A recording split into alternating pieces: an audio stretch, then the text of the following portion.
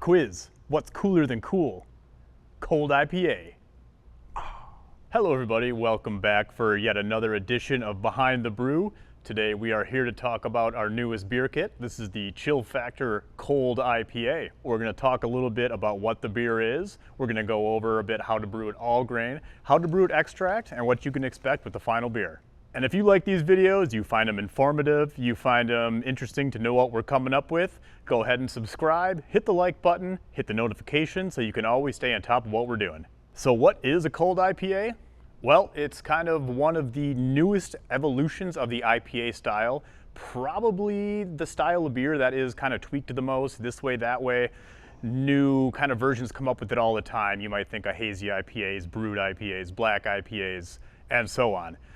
This time around, we've got the cold IPA. So really, what is it? Well, it's more or less modeled after the West Coast style of IPA. You're going to get nice clarity, you're going to get a nice bracing bitterness, but this is really brewed to be a perfect showcase for hops.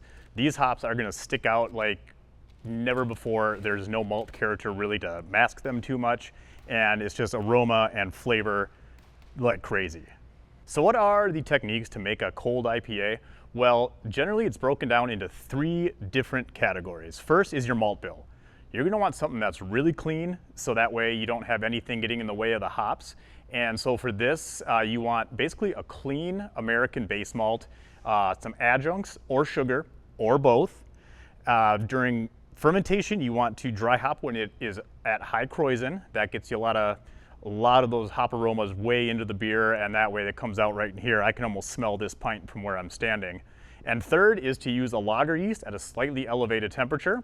You want to pick a lager yeast that is both low in sulfur production and also has a good amount of attenuation, because you do want this beer to be pretty dry. In this case, this came out to 1009 final gravity. Let's dive headfirst into the brew cave and tell you how we did this. For the all grain version, we used RAR North Star Pils. Now this is one of the newer malts from RAR, and what it is a Pilsner malt. It's slightly under modified, and it's got a really nice clean malt aroma, malt flavor. You're going to get really fresh bread. You're going to get maybe a tiny bit of maybe a little bit of biscuit flavor in it, and it's really clean. In addition to the North Star Pils, we did use some flaked rice. That's going to help get some extra fermentable gravity points in the beer. It's not going to raise the color at all. It's really not going to provide any flavor other than just like a really clean, crisp rice flavor, and a little bit of simple sugar too to help dry the beer out. That's going to provide something pretty light in body, really dry, and that just serves as a great base to let those hop flavors shine. And with the all grain version, we are going to utilize a relatively low mash temperature because we do want this beer to be as fermentable as possible in order to get that low final gravity that will give the nice crisp, clean, dry flavor. And so we're targeting 149 degrees Fahrenheit and mash that for an hour just like you normally would. In this case, we did recirculate the mash, so you're going to see it started out real cloudy, a lot of proteins, starches in the beer that are unconverted. And as time goes on, it'll clear up, clear up, clear up, and you know you got a really nice fermentable wort. And water, sparge as normal, get your boil kettle full. We are going to do a full 60-minute boil in this case for the all grain version, and that is just to make sure that all of the precursors to DMS are volatilized in the boil, so that way you don't end up with a beer that kind of tastes like cream corn or something you don't want. And it might seem weird, but during the entire hour-long boil, there are no hop additions, so I don't know, find a book to read for a while, clean something. And then once your boil's done, go ahead, kill the heat, add your hops, whirlpool it for 20 minutes, and that's going to get you your bitterness, your flavor, your aroma.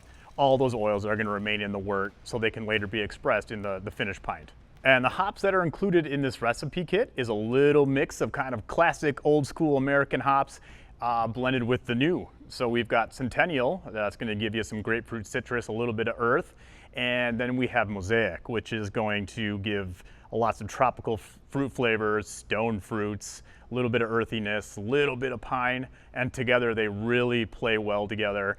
You're going to get ample aromas of citrus, passion fruit, guava, a little bit of pine, a little bit of earthiness. It's really just an awesome blend of old and new, creating something even newer.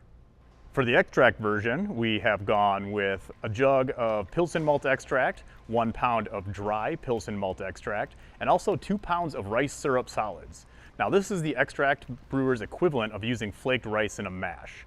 It has all the rice sugars, it's got the rice flavor, but also it's very fermentable. So instead of using sugar in the extract batch, it's just the rice syrup solids, which really helps dry the beer out. When doing extract kits, you may be used to brewing with a bag of steeping grains and doing a full hour-long boil. But in this case, this is a pretty simple recipe. Since we are trying to keep the malt bill as clean as possible, we have not used any steeping grains, so no caramel malts, nothing like that. And we have just gone with 100% Pilsner malt extract and rice syrup solids. That's all that goes into the boil, actually. And for this one, there are no bittering additions at 60 minutes. There are no later flavor additions at, say, 10, 20 minutes or what have you. In this case, all of the hops go in right after the boil. So for the extract version, only boil it for 20 minutes, and all this really does is make sure the wort is perfectly sanitary. And then once you kill the boil, you're gonna go ahead and add the hops, Mosaic and Centennial. A 20-minute whirlpool is gonna provide you with all the bitterness you need. It's gonna be about 60 to 65 IBU. And because we're not boiling, a lot of those oils are gonna stay in the wort, and it's gonna provide you with great aroma, great flavor, instead of being volatilized and boiled off. It is a pretty short boil, so go ahead and put your wort chiller in about 10 minutes left in the boil. That just ensures it's sanitary and gives you something to hold on to give it a stir while you're whirlpooling your hops. And at this point, now that you've created your wort, the process is the same for both all grain and extract. Once you get your chiller in there and you're chilling your wort, go ahead and take it a little bit lower than you normally would. We are using a lager yeast in this beer recipe, albeit at a bit higher temperature than normal. So target a temperature of about 62 degrees, maybe a little bit lower, and chill your wort there before you get it into your fermenter. With this kit, we are using the Weihenstephan lager strain. It is probably the most ubiquitous lager strain in the world. This lager strain can actually tolerate higher temperatures without producing any sulfur, really minimal esters, so it's a great choice for this beer. Go ahead and target a fermentation temperature of 62 degrees Fahrenheit. This will give a nice balance of yeast activity. It'll be real vigorous. And also the temperature is low enough really to keep the esters suppressed. So you're gonna get the best of both worlds. You're gonna get a really strong fermentation and also a very clean fermentation. And this lends itself perfectly to this style. And now that we've covered grain bill, we've covered the yeast strain and temperatures, the third part of making a cold IPA is the dry hopping. In this case, we are going to dry hop at high krausen, and that's gonna make sure that any oxygen that gets into the fermentation is not gonna cause any oxidation. It's gonna be gobbled right up by the yeast, and those hops get an extended period of time in the wort to really release their oils, and that's just gonna amp up the aroma like crazy. And when you do go ahead and add your hops, you might see them floating on top of the krausen. That's not a problem. Because that beer is just chugging around in there so much, those hops will get in, they'll get mixed in, it'll do its magic. And then you're gonna ferment that to completion, let it sit a little while longer just to make sure that there's no off flavors left over by the yeast. And then what we end up with is something really light, awfully aromatic. And it is so light, you could almost mistake this for a classic American Pilsner or any really light lager in that case. It looks like a Kolsch, it looks like a Helles, but man, it does not drink like it. You got a lot of flavor, really crisp, nice and dry. And the recipe and the technique may seem really simple. It may seem a little chintzy that you're only doing 2 total hop additions, 1 whirlpool, 1 dry hop, but man, it provides everything you need. You'd be hard pressed to get this much hop character from a traditional 1-hour addition, a 20-minute addition, 5-minute addition, and so on. It's all there. You got the bitterness, you've got the aroma, you've got the flavor, which are really, really amped up. And the dry hopping really serves to round that all out, and it's a hop bomb. If you love your hops and you don't want them to be impeded by any sort of malt or fermentation character, boom.